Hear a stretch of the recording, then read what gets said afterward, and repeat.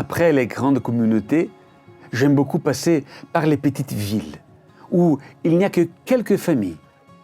La ville de Toul en fait partie.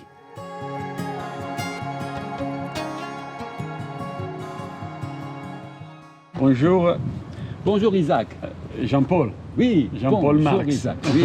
On est à Toul. Oui. Et on est devant la synagogue. Il y a déjà une particularité intéressante. À l'extérieur déjà, Ouais. il y a une particularité parce que vous savez qu'historiquement, en France, les synagogues ont eu le droit d'être construites mais d'une manière très discrète. Il ne fallait pas heurter les chrétiens. Tout ce qui était chant devait être fait à bas bruit. Les processions à l'extérieur, surtout, jamais se promener, mais ça ne se faisait pas chez les Juifs, mais jamais à l'extérieur. Et les synagogues étaient toujours construites d'une manière assez cachée, de manière à ce qu'on ne les voit pas pratiquement Ouais. de la voie publique. Ici, à Toul, symboliquement, il y a vraiment quelque chose au niveau architectural qui prouve l'intégration très rapide des Juifs de Toul à la ville de Toul, alors que c'était tous, on peut dire, des immigrés. Ouais. Les premiers Juifs sont arrivés à Toul au moment de la Révolution française, seulement. Ah. Et ils venaient des départements de la Moselle Ouais. germanophone, à la frontière de l'Allemagne actuelle, grosso modo dans l'arrondissement de Sarreguemines. C'était des pauvres Juifs parce que s'ils quittaient leur village, c'est qu'ils n'avaient rien à perdre. Ouais. Ils étaient malheureux, ils étaient colporteurs, enfin vous savez bien. Et donc ils sont arrivés dans cette ville de Toul où il n'y avait aucun Juif. Ils ne parlaient pas français. Ils n'écrivaient pas le parlaient quoi, français. yiddish? Ils parlaient un mélange d'allemand, de patois allemand, de yiddish. Et on a par exemple, dans la communauté juive, dans les archives, le livre écrit lors de la création du premier cimetière juif de la ville de Toul en 1806. Et ce cimetière, il est écrit en lettres hébreues, en lettres hébraïques. Et quand on traduit ces lettres hébraïques, c'est de l'allemand. Vu de la voie publique, sur le mur d'enceinte du jardin de la synagogue et du portail, vous avez 4 piliers. Et en haut de ces 4 piliers, nous avons 2 fois le T qui symbolise la ville de Toul, mais on a surtout 2 fois des étoiles de David sur la voie publique. Et ça, c'est quelque chose de remarquable à une époque où traditionnellement, les synagogues construites en France devaient être, si possible, invisibles de la rue, ou en tout cas peu visibles de la rue. Et donc ça, c'est bien le signe d'une intégration rapide de la communauté juive à Toul. Tout au cours du 19e siècle, les Juifs, effectivement, se sont rapidement intégrés. Les enfants ont appris le français, les enfants sont allés à l'école. Et on a, au cours du 19e siècle, des membres de la communauté juive qui sont conseillers municipaux de la ville, qui sont même adjoints au maire de la ville.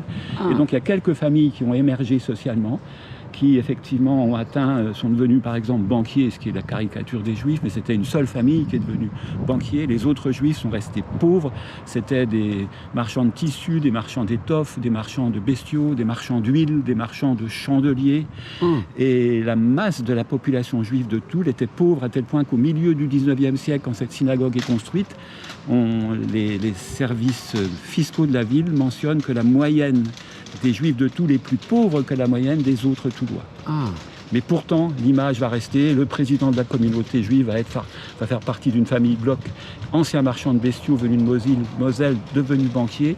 Et donc l'image des Juifs, c'était comme toujours la banque, etc.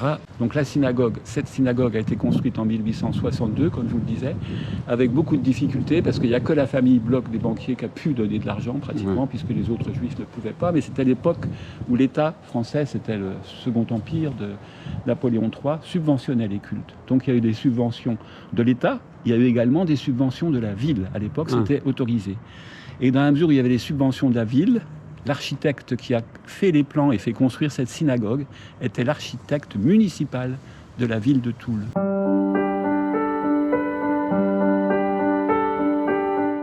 Pour moi, une synagogue n'est jamais un musée.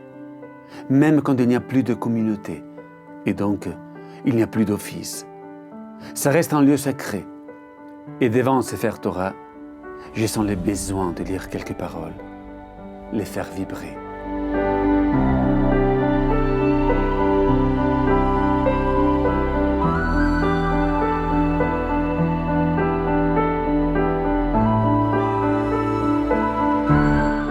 Là, on parle d'une synagogue on est en quelle région là? En Lorraine. En Lorraine, de Toul.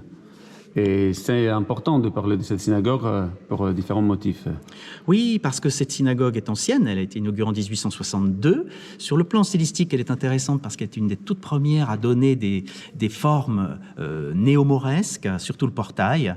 Donc elle est vraiment originale sur le plan architectural. Mais ce qu'il importe peut-être de savoir et de comprendre aujourd'hui, c'est qu'elle est en péril.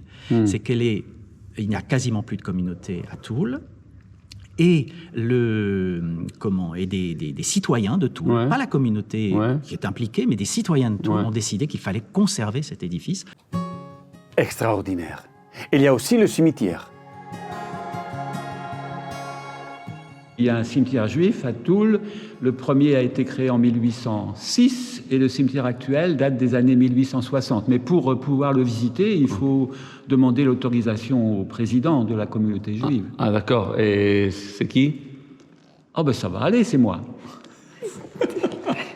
À la fin des temps, quand les corps quand tout le monde va ressusciter, et tout le monde va se retrouver à Sion, Jérusalem.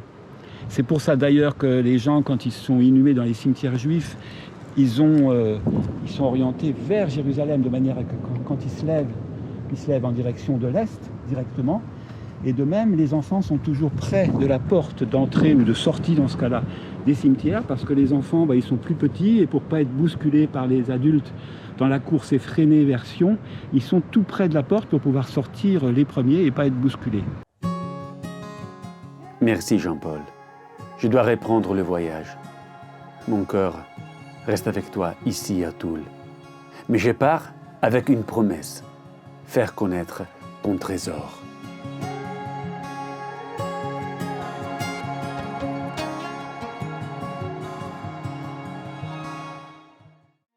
Bye.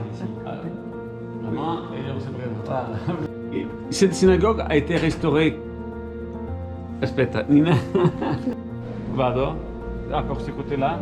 Ah, ouais, c'est bien. Bon, là, on peut se mettre comme ça pour que vous puissiez filmer Non, ça va.